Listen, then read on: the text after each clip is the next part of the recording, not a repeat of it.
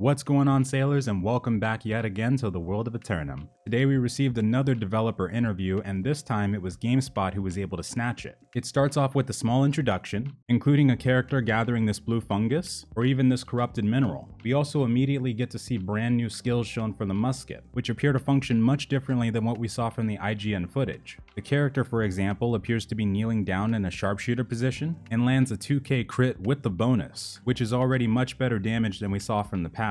Now after it begins, we get both the look and confirmation inside the attribute menu that each time we level up, we gain 1 point to spend. Then we get an actual look at the musket skill tree, and as you can see, it has a much different layout than what we saw from the throwing axe, with 2 different specializations including sharpshooter and trapper, which you could spec into both if you wanted to. Also couldn't help but notice that on the left side, we see a toggle for group voice chat. So just like in the previous alpha, it looks like in-game voice comms will be in fact making a return. Next, we get some more crafting related clips, followed by a show of how the professions indicate when they level up. We can see from the top that they show us a red tooltip to let us know, as opposed to the weapon mastery which shows up as blue. After that, we get an updated look at the town projects board, and this one looks pretty much the same as the last time we saw it, except this time we can actually see when the missions refresh, probably about every 4 to 5 minutes. The next part is pretty big. They, for the first time, show us a look at the entire southern part of the map. With this, we already have multiple confirmed territories that we haven't seen publicly. These include First Light and Weaver's Fin. At some point during the video, they also give us a brief look at Shattered Mountain. This area includes a place called Myrkgard, which does get referenced in a recent article with MMORPG.com. In this article, they describe this place as an elite point of interest. This is one of the places that acts as an open world dungeon in a lot of ways. It includes very difficult bosses, along with high-level chests. Getting to these will require a group, just like the arenas, except some parts of this might require groups of not only 5, but even up to 10. Let's hope we get the ability to form raid groups in the future, because at that point, the possibilities for open world content we could get are endless.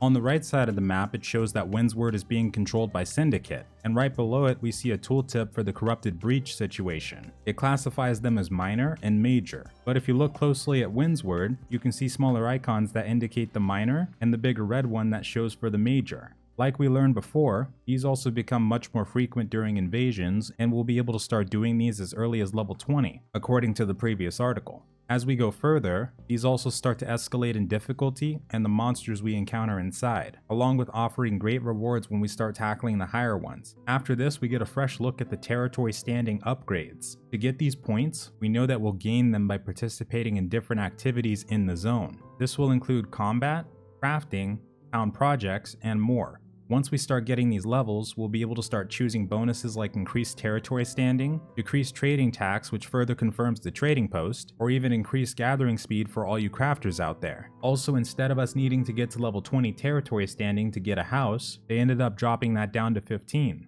From previous footage, we've seen the territory standing levels climb as high as 300. So if you farm hard enough in a zone, you'll be stacking up these bonuses like crazy, and there's other ones you can get too. Another detail we get is that the factions have officially switched colors. This next few clips shows different NPCs that portray the faction leaders, and we automatically get confirmation that the last one is Syndicate. These leaders are where we can accept both PvP and PvE missions, along with purchasing different items including high quality gear, and we'll touch on that in a second, but if you look closely at these characters, previously in another dev blog, this guy was shown next to a Marauder faction screen, but I was later able to get confirmation that this character is in fact Covenant, and that this one over here is Marauder. From these two parts, it looks like Covenant is now orange and Marauders are now green, as opposed to before, where Marauders seemed to be orange with Covenant on the green side. This also gets shown by the Marauders having a green triangle shape on their flag, which does match the same icon we saw on the map a second ago. Plus, not to mention, the only guys who would be sitting in a church non-stop would be Covenant anyway,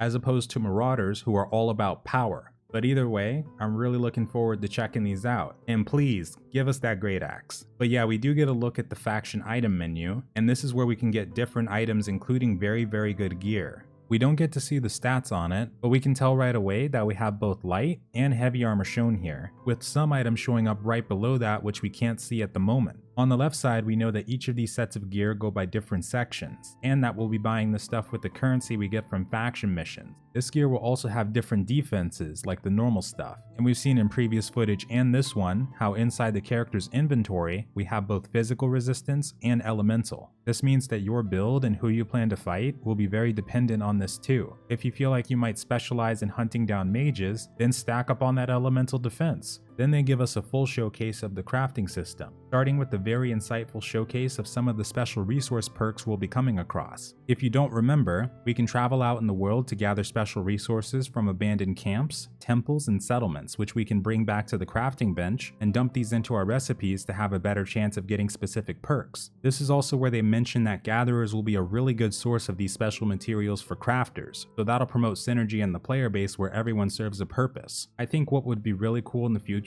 and would also make sense, is being able to get these through fishing as well. And they reiterate that there's a lot of different special perks we can get, not just ones based off of combat, but crafting too. We even get an additional look on how the shield can get its own set of perks, which can also end up affecting the weapon skills too. That's another reason I recommend checking out all of the perks that you can get when you first get in game. Also sadly, I'm not sure, but I think we might end up with less melee weapons than we were expecting at beta. If you look on this left side here, we can see the melee weapons, shields, and gathering tools we can craft. This scroll bar is at the very top and there's only 3 weapons showing for melee: greatsword, warhammer, and throwing axe. That means that we have several missing, and nope, they're not in the engineering tree either, because that's where we'll also be crafting furniture, and the pistols are missing from that one too. But for melee weapons, we're missing a few, including spears, rapiers, great axes, etc. Now of course there's a chance that they'll be added in before beta, but we're pretty close now and we still haven't seen them in the crafting tree, so we'll just have to see what happens there.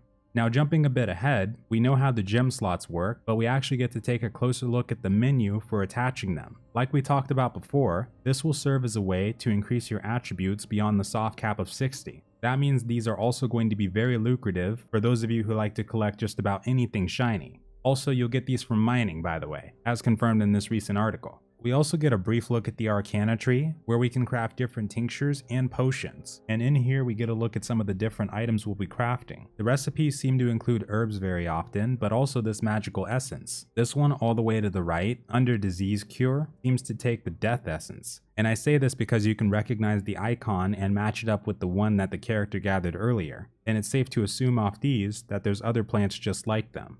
After that, we continue to get very good looking clips, including this one that shows the ancients again, which I start to love even more every time I see them. Also wanted to briefly touch on the refining, because we get to look at what we'll need to process through each material tier. Similar to the previous alpha, we do have to use mats from the previous tier to get to the next one. So you can see for crafting steel ingots, you'll need some iron. For star metal, it'll take steel and sandflux. And for orichalcum, it'll take star metal and sandflux. For Azoth, at one point during the footage, we also see that the cap is at 1000. So like we said before, we should be able to farm a decent chunk of it up before ever having to come back to town. One important thing to note too is that if you're looking for one perk specifically while crafting, like in this clip, where they are specifically trying to go for the strong trait, which gives a bonus to one of the sword skills, they were still able to end up with the purple sword with 2 other entirely different perks, plus a gem slot. So for all you crafters out there, getting the absolute best gear is going to require some trial and error, but at the same time, you could end up with some very valuable creations in the process. The last crafting related topic I'd like to go over is the armor sets. First, we do see that jewelry is crafted at the tailoring bench, so for light and medium armor, that's going to be where we need to go too.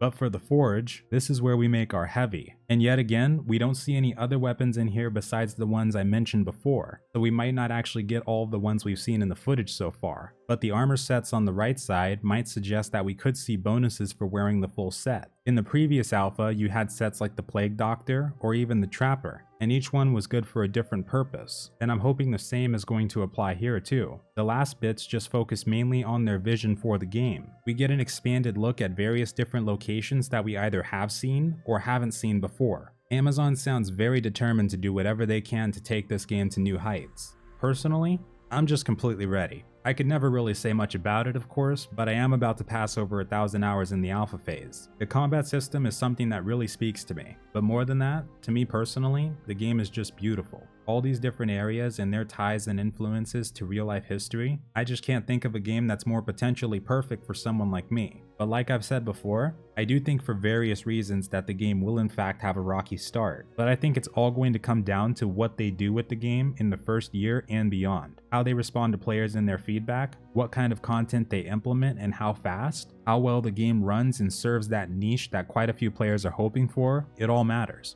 But with that, folks, let me know what you guys thought about this developer diary and what you'd like to see from the game in its future, or what you're concerned or happy about so far. Let us all know in the comments below. Thanks very much for taking the time to check out this video, have a wonderful night or day, and farewell.